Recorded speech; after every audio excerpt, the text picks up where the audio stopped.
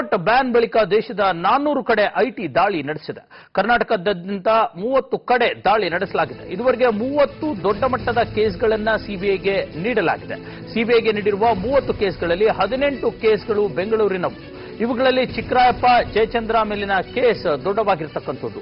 ಇವರಿಬ್ಬರಿಗೂ 152 ಕೋಟಿಗೂ ಮೀರಿದ ಅಕ್ರಮ ಆಸ್ತಿ, 9 ಕೆಜಿ ಚಿನ್ನಾಭರಣ, 7 ಕೆಜಿ ಚಿನ್ನದ ಗಟ್ಟಿಯನ್ನ ವಶಪಡಿಸಿಕೊಳ್ಳಲಾಗಿತ್ತು. ಈಗ ಎಸಿಬಿ 11 ಕಡೆ ದಾಳಿ ಮಾಡಿ ಅಗತ್ಯ ಮಾಹಿತಿಯನ್ನ ಕಲೆ ಹಾಕ್ತಿದೆ. ಕೋಲಾರ, ಕೆಜಿಎಫ್, ಬೆಂಗಳೂರು ಸೇರಿ ಸಂಬಂಧಿಕರ ಮನೆ ಮೇಲೆ ದಾಳಿ ನಡೆಸಲಾಗಿದೆ.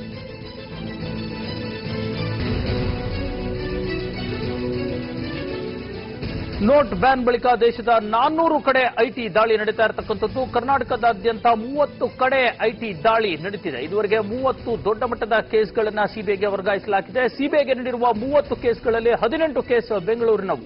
ಇವುಗಳಲ್ಲಿ ಚಿಕ್ಕರಾಯಪ್ಪ, ಜಯಚಂದ್ರ ಮೇಲಿನ ಕೇಸ್ ಕೂಡ ಬಹಳ ದೊಡ್ಡವಾಗಿರತಕ್ಕಂಥದ್ದು. ಇವರಿಬ್ಬರಿಂದ 152 ಕೋಟಿಗೂ ಮೀರಿದ ಒಂದು ಆಸ್ತಿಯನ್ನ ದಾಖಲೆಗಳನ್ನ ಸಂಗ್ರಹಿಸಲಾಗಿತ್ತು. ಈಗ ಎಸಿಬಿ 11 ಕಡೆ ದಾಳಿ ಮಾಡಿದೆ. ಕೋಲಾರ, ಕೆಜಿಎಫ್, ಬೆಂಗಳೂರು ಸೇರಿ ಸಂಬಂಧಿಕರ ಮನೆ ಮೇಲೆ ದಾಳಿಯನ್ನ ಮಾಡಲಾಗಿದೆ.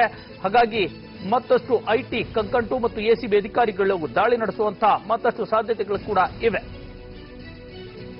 ಜಯಚಂದ್ರ ಮನೆ, ಕಚೇರಿ, ಫಾರ್ಮ್ ಹೌಸ್ ಮೇಲೆ ಎಸಿಬಿ ದಾಳಿ ನಡೆಸಿದೆ. ಮನೆಯ ಬೀಗ ಒಡೆದು ಒಳನುಗ್ಗಿದ ಅಧಿಕಾರಿಗಳು ತಪಾಸಣೆಯನ್ನ ನಡೆಸುತ್ತಿದ್ದಾರೆ. ಚಂದ್ರ ಲೇಔಟ್ನ ಬಿಸಿಸಿ ಬಡಾವಣೆಯಲ್ಲಿರುವ ಮನೆಯ ಒಳಗಡೆ ಎಸಿಬಿ ಅಧಿಕಾರಿಗಳು ಪ್ರವೇಶಿಸಿದ್ದಾರೆ.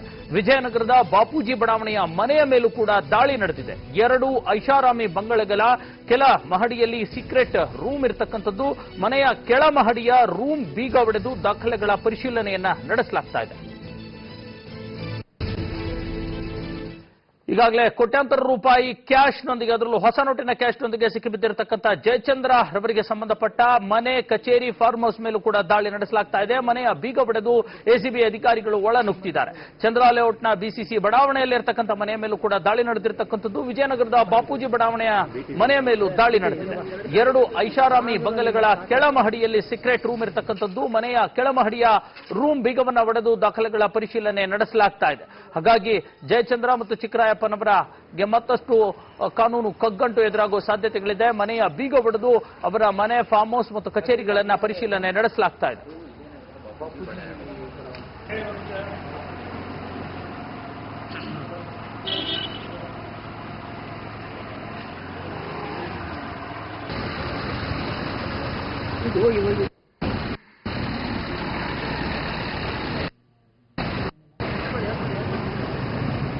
ಇವಾಗ ಏನಷ್ಟು ಮಾಹಿತಿ ಕೊಡ್ತಾರೆ ನಮ್ಮ ಪ್ರತಿನಿಧಿ ಪ್ರಜ್ವಲ್. ಈಗ ನೇರ ಸಂಪರ್ಕದಲ್ಲಿದ್ದಾರೆ. ಪ್ರಜ್ವಲ್, ಏನೆಲ್ಲ ನಡೀತಾ ಇದೆ? ಎಸಿಬಿ ಅಧಿಕಾರಿಗಳು ಯಾವ ರೀತಿಯ ದಾಳಿಯನ್ನ ನಡೆಸ್ತಿದ್ದಾರೆ? ಯಾವೆಲ್ಲ ಮಾಹಿತಿಗಳನ್ನ ಕಲೆ ಹಾಕ್ತಿದ್ದಾರೆ? ಪ್ರಜ್ವಲ್. ಖಂಡಿತವಾಗ್ಲೂ ಹಬೀಬ್, ಏನು ನವೆಂಬರ್ 30ನೇ ತಾರೀಕು ಐಟಿ ಅಧಿಕಾರಿಗಳು ಚಿಕ್ಕರಾಯಪ್ಪ ಹಾಗೂ ಜಯಚಂದ್ರ ಅವರ ಮನೆ ಮೇಲೆ ದಾಳಿಯನ್ನು ಮಾಡ್ತಾರೆ. ದಾಳಿ ಮಾಡಿದಂತ ಸಂದರ್ಭದಲ್ಲಿ ಸುಮಾರು 5.7 ಕೋಟಿಯಷ್ಟು ಹೊಸ 2,000 ರೂಪಾಯಿ ನೋಟ್ಗಳು, ಜೊತೆಗೆ ಏನು 90 ಲಕ್ಷ ರೂಪಾಯಿಯಷ್ಟು ಹಳೆ ನೋಟ್ಗಳು ಸೇರಿದಂತೆ ಸುಮಾರು 152 ಕೋಟಿಗೂ ಹೆಚ್ಚು ಅಕ್ರಮ ಆಸ್ತಿಗಳನ್ನ ಐಟಿ ಅಧಿಕಾರಿಗಳು ಬಯಲಿಗೆಳಿತಾರೆ. ಅದಾದ ನಂತರ ಏನು ಸಿಬಿಐಗೆ ಈ ಒಂದು ಪ್ರಕರಣವನ್ನ ವಹಿಸಲಾಗುತ್ತೆ. ಅದಾದ್ಮೇಲೆ ಇಡಿ ಅಧಿಕಾರಿಗಳು ಕೂಡ ಇದನ್ನ ತನಿಖೆಯನ್ನು ಮಾಡ್ತಾರೆ. ಏನು ಸಾಮಾನ್ಯವಾಗಿ ಸಿಬಿಐ ಅವರು ಸಣ್ಣ ಪುಟ್ಟ ಕೇಸ್ಗಳನ್ನ ಸಿಬಿಐನವರಿಗೆ ಐಟಿ ಅವರು ವರ್ಗಾವಣೆ ಮಾಡಲ್ಲ. ಈ ಒಂದು ಸಂಬಂಧ ನೋಡ್ಬೇಕು ಅಂದ್ರೆ ಸುಮಾರು ಇಡೀ ಭಾರತದಲ್ಲಿ ಇದುವರೆಗೆ 400 ಕಡೆ ಐಟಿ ಅಧಿಕಾರಿಗಳು ರೈಡ್ ಮಾಡಿ ಈ ತರ ಕಪ್ಪು ಹಣಗಳನ್ನ ಬಯಲಿಗೆಳಿರ್ತಾರೆ.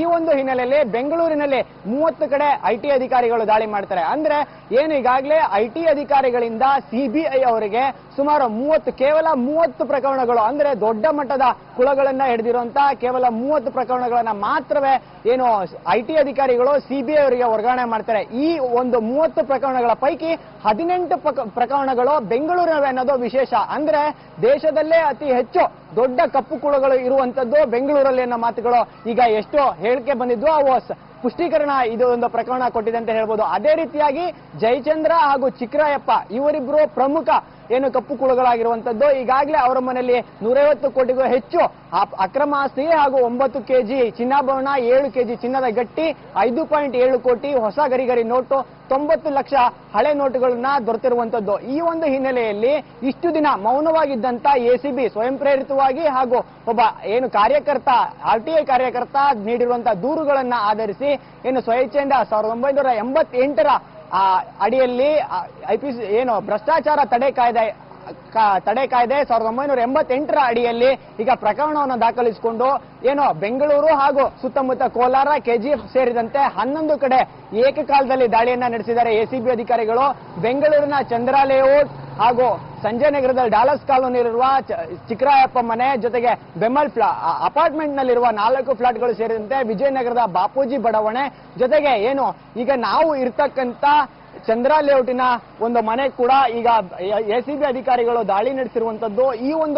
ಈ ಮನೆಗಳ ನೆಲಮಾಳಿಗೆಯಲ್ಲಿ ಒಂದು ವಿಶೇಷ ಒಂದು ರೂಮ್ ಇದೆ. ಆ ರೂಮಿನಲ್ಲಿ ಹಲವು ದಾಖಲೆಗಳನ್ನ ಏನು ಮುಚ್ಚಿಡಲಾಗಿದೆ ಅಂತ ಈಗಾಗಲೇ ಹೇಳಲಾಗ್ತಿದೆ. ಆ ಒಂದು ಹಿನ್ನೆಲೆಯಲ್ಲಿ ಇಷ್ಟೆಲ್ಲ ದಾಳಿ ಮಾಡಿರುವಂತ ಎಸಿಬಿ ಅಧಿಕಾರಿಗಳು ಏನು ಐಟಿ ಅಧಿಕಾರಿಗಳು ವಶಪಡಿಸಿಕೊಂಡಂತ ದಾಖಲೆಗಳಿಗೂ ಮೀರಿ ಇನ್ನಷ್ಟು ಮಾಹಿತಿಗಳನ್ನ ಕಲೆ ಹಾಕ್ತಿದ್ದಾರೆ. ಜೊತೆಗೆ ಇನ್ನಷ್ಟು ಕೋಟಿ ಅಕ್ರಮಗಳನ್ನ ಬಯಲಿಗೆಳೆಯುವ ಸಾಧ್ಯತೆ ಇದೆ. ಹಬೀಬ್, ಓಕೆ, ಈಗಾಗಲೇ ಕೋಲಾರ ಮತ್ತು ಚಿಕ್ಕಬಳ್ಳಾಪುರ ಸೇರಿದಂತೆ ಸಾಕಷ್ಟು ಕಡೆ ಚಿಕ್ಕರಾಯಪ್ಪ ಮತ್ತು ಜಯಚಂದ್ರ ಮನೆಯ ಮೇಲೂ ದಾಳಿ ನಡೆದಿರ್ತಕ್ಕಂಥದ್ದು.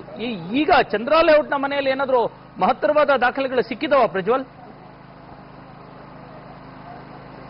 ಖಂಡಿತವಾಗ್ಲೂ ಹಬೀಬ್, ಏನು ಬೆಂಗಳೂರು ಹಾಗೂ ಕೋಲಾರ, ಕೆಜಿಎಫ್, ಚಿಕ್ಕಬಳ್ಳಾಪುರ ಸೇರಿದಂತೆ ಸುಮಾರು 11 ಕಡೆ ಏಕಕಾಲಕ್ಕೆ ಬೆಳಗಿನ ಜಾವ 5 ಗಂಟೆ 6 ಗಂಟೆಯಿಂದಲೇ ಎಸಿಬಿ ದಾಳಿಯನ್ನ ಮಾಡ್ತಾರೆ. ಈ ಒಂದು ಸಂದರ್ಭದಲ್ಲಿ ಏನು ವಿಜಯನಗರದ ಬಾಪೂಜಿ ಬಡಾವಣೆಯಲ್ಲಿರುವ ಮನೆಯನ್ನು ಕೂಡ ದಾಳಿ ಮಾಡಿ ನಂತರ ಇಲ್ಲಿ ಚಂದ್ರ ಲೇಔಟ್ ನಲ್ಲಿರುವಂತಹ ಈ ಮನೆಗೆ ದಾಳಿ ಮಾಡಿದ ಸಂದರ್ಭದಲ್ಲಿ ಈ ಒಂದು ಭವ್ಯ ಭಾವದ ಬಂಗಲೆಯಲ್ಲಿ ಯಾರೂ ವಾಸ ಮಾಡ್ತಿರೋದಿಲ್ಲ. ಈ ಮನೆಗೆ ಬೀಗ ಹಾಕಿರುತ್ತೆ. ಈ ಒಂದು ಸಂದರ್ಭದಲ್ಲಿ ಮನೆಯ ಬೀಗವನ್ನು ಒಡೆದು ಎಸಿಬಿ ಅಧಿಕಾರಿಗಳು ಒಳ ಹೋಗಿರುವಂತದ್ದು. ಸುಮಾರು 4 ರಿಂದ 5 ಗಂಟೆಗೂ ಹೆಚ್ಚು ಕಾಲ ಈಗಾಗಲೇ ಒಳಗೆ ತನಿಖೆಯನ್ನ ಮಾಡ್ತಿರುವಂತ ಎಸಿಬಿ ಅಧಿಕಾರಿಗಳು ಇನ್ನು ಮನೆಯಿಂದ ಹೊರ ಬಂದಿಲ್ಲ. ಅವರು ಇನ್ನು ಅಲ್ಲೇನೆ ಅವರಿಗಿರುವ ಅಗತ್ಯ ದಾಖಲೆಗಳನ್ನ ಪರಿಶೀಲನೆ ಮಾಡ್ತಿದ್ದಾರೆ. ಏನು ಜಯಚಂದ್ರ ಹಾಗೂ ಚಿಕ್ಕರಾಯಪ್ಪ ಅವರ ಕುತ್ತಿಗೆಗೆ ಸೇರಿರುವಂತಹ ಸುಮಾರು 152 ಕೋಟಿಗೂ ಹೆಚ್ಚು ಅಕ್ರಮಗಳನ್ನ ಈಗಾಗಲೇ ಐಟಿ ಅಧಿಕಾರಿಗಳು ಬಯಲಿಗೆಳಿರ್ತಾರೆ. ಆದ್ರೆ ಇದಕ್ಕೂ ಮೀರಿದಂತ ಎಸಿಬಿ ಅಧಿಕಾರಿಗಳು ಇನ್ನೆಷ್ಟು ಅಕ್ರಮಗಳನ್ನ ಬಯಲಿಗೆಳಿತಾರೆ ಅನ್ನೋದನ್ನ ಕಾದ್ ನೋಡ್ಬೇಕಾಗಿದೆ. Habib, okay Prajwal, thank you ನಿಮ್ಮೆಲ್ಲ ಮಾಹಿತಿಗಾಗಿ.